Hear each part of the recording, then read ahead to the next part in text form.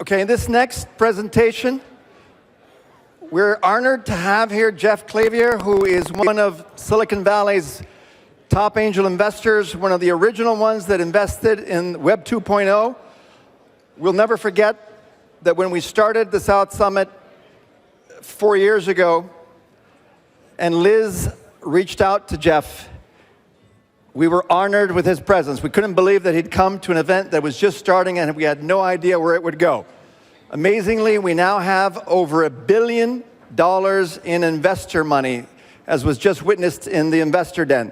So it's my honor to present to you Jeff Clavier, who's going to tell us about the evolution of venture capital from a Silicon Valley perspective. Jeff. Thank you.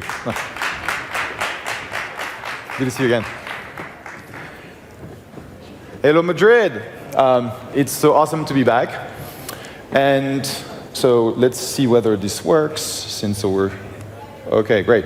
So very brief bio about myself. French-born, did a startup in the financial services market, ended up moving to the Valley 16 years ago to become a VC. And 12 years ago started Softtek, which is one of the premier macro VC firms in Silicon Valley. We've backed over 180 companies. Some of those guys we invested in. And we manage about $300 million from limited partners. So two things I want to try and discuss today. One is the evolution of the funding ecosystem over the past few years, and what has happened so far in 2016, and what that means for you, entrepreneurs. Obviously, this is the Silicon Valley view. I don't invest in Europe, but we actually welcome wholeheartedly European entrepreneurs, and actually our cohort of European entrepreneurs is very, very strong once they have made it to the US. So, go back roughly 15 years, and this is more or less what the fundraising funnel sort of looked like. You managed to raise a little bit of money, typically a few tens or a few hundreds of thousands of dollars from friends and family. You were sometimes bootstrapping, with your own cash, and you had angel syndicates. And then you had a Series A that was 1 to 5 million that 1 or 3 VCs were actually being involved in. And then you were raising a little bit more money, and then a little bit more money. And eventually you were raising capital through an IPO. And just to put things in perspective, Amazon, when they went public in 1997, only raised 48 million in their IPO. 48 million. Fast forward today, what has happened is really sort of a mix of capital efficiency, which was enabled by the cloud largely, new distribution channels enabled by mobile, the explosion of mobile, and social, the explosion of social, and suddenly you give entrepreneurs an ability to build companies for way, way cheaper.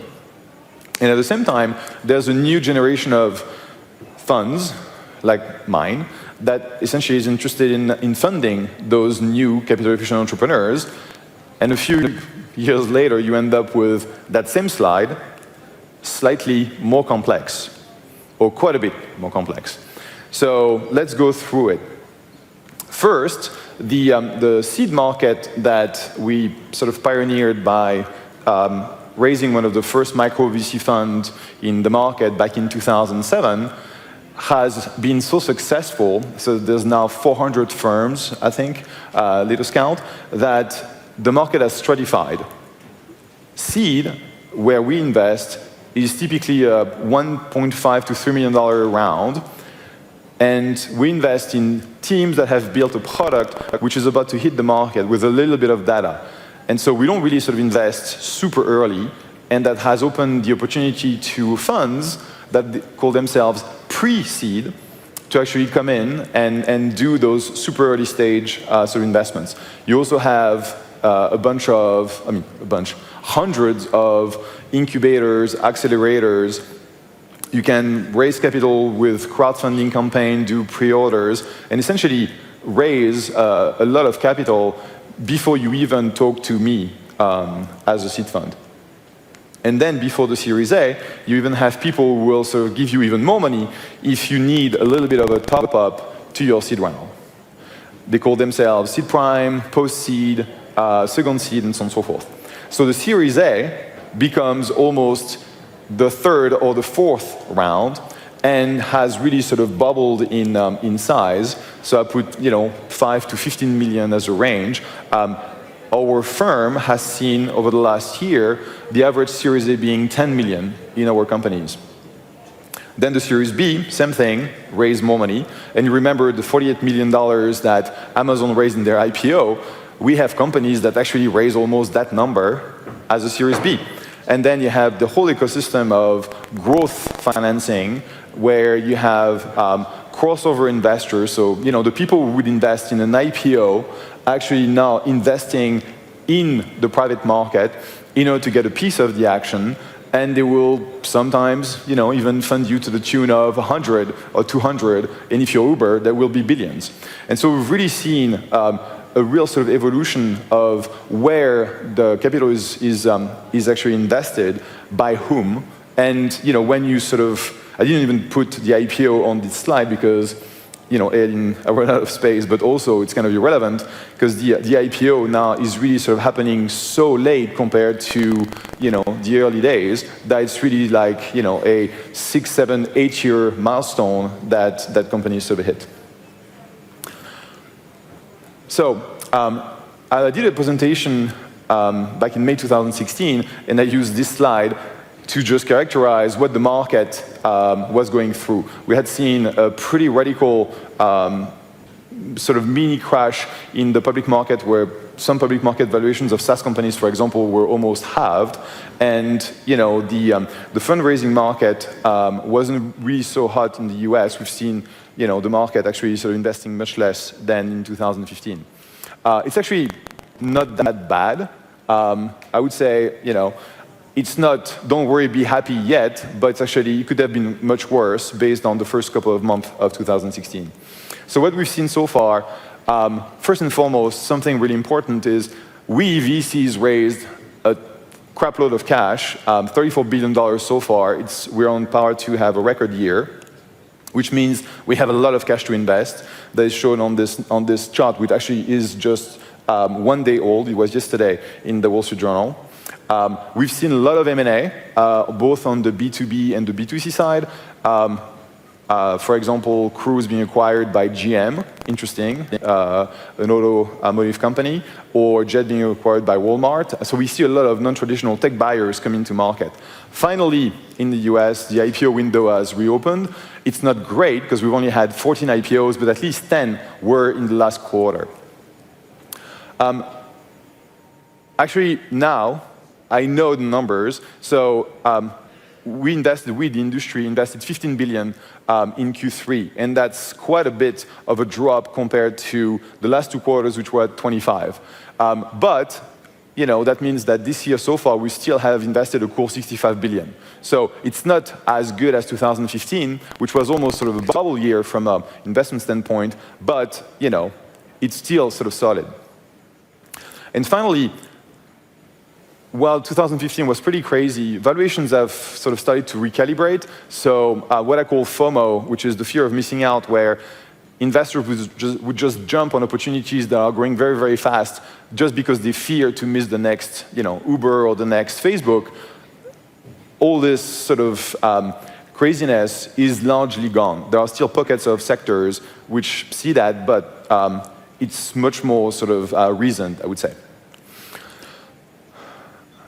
I'd actually like to go through that slide every now and then. It's what I see as being really hot in the valley right now, and what actually stopped being hot. So, not surprised, artificial intelligence. If there was one thing that is like the hottest, I would say it's definitely AI, because AI is now showing up almost everywhere, whether it's machine learning, deep learning infrastructure. Essentially, we start seeing people develop algorithms where the results can't actually be predicted or explained, which is kind of a bit of an issue. That means that the AI is actually figuring out answers that we can't really sort of understand as human. But this is where a lot of the different categories go. You will hear about bots all over the place. We see several sort of bot startups per week, and they reply to different verticals, interactions. But basically, it's really the messenger is the UI. Autonomous vehicles. This is obviously something that very large companies, but also startups, are working on. And it's not only sort of the actual sort of driving of the cars, it's all the infrastructure, the detailed maps, and so on and so forth that are required. Artificial intelligence, augmented reality, virtual reality. Obviously a very hot sector. People sort of think about this as the future of entertainment. We'll have to see how this sort of works out and how long it takes to actually get to a set of content and gear that is sort of viable. One thing that I'm personally sort of interested in, having been the first institutional investor of Fitbit, is the fact that connected hardware is really sort of popular now. Back in 2008, when I made this investment with my friends at True Ventures, people really sort of thought that we were crazy to back a startup that was going to build essentially a connected podometer, right? That you could buy for $13 at your neighborhood pharmacy. But it worked out, and the success of Fitbit and Nest and a few others has really sort of opened the eyes to VCs about the opportunity. And so I'm very pleased to see that in our fund, both the last fund, Fund 4, 85 million, and the new fund that we just started to invest, Fund 5, will have 20% of hardware companies. And I will sort of give props to Y Combinator to really sort of push the envelope on a lot of what I call hard science stuff, whether it's material science, whether it's trying to build a new sort of kind of fusion reactor or building a new kind of plane. It's those things are no longer sort of impossible to imagine, impossible to fund, and as long as you build the credible team, you will actually find people to go and fund this. And I think this is really, pretty awesome. So what's not hot at all? So at the end of Q3 2015, there was sort of a wake-up call, a realization that a lot of startups which had been funded and were really sort of throwing dollars at consumers without any sort of hope of ever having sustainable unit economics, where I would sell you something for $7 and I would pay $10, and there was no hope ever to change that. Those are gone, and there was sort of a real issue in boardrooms, because suddenly people said, okay, now you have to have profitable unit economics. And people are like, well, you told me 3 days ago, go, grow, and now you're telling me that I have to sort of grow with reason. And unfortunately, a lot of companies which try to grow at any cost, like the on-demand economy, just wouldn't work. And that's how a lot of those companies ended up sort of shutting down, because there was really sort of no way for them to sustain themselves. AdTech is really sort of that beast that is very challenging. We need a very viable ad tech ecosystem. There's a ton of the internet which actually relies on that. There's a big issue with ad block, and this is killing a lot of media companies.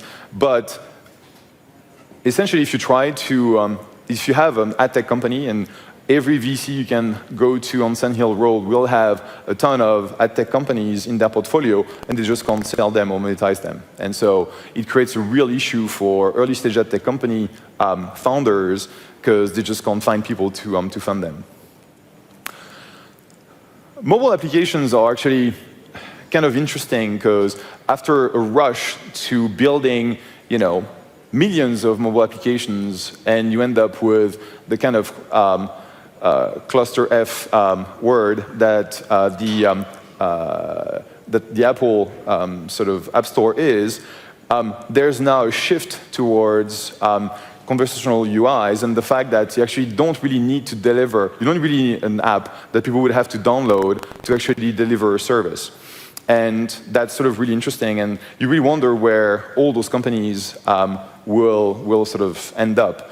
Not saying that this is the end of the apps, absolutely not, But there's going to be an interesting shift, and Apple sort of launching this App Store for Messenger is actually a very, very interesting move that I'm sure they themselves have anticipated. So that was it. We'll now have a panel where we're going to discuss some of those topics, and I hope this was useful for you. Thank you.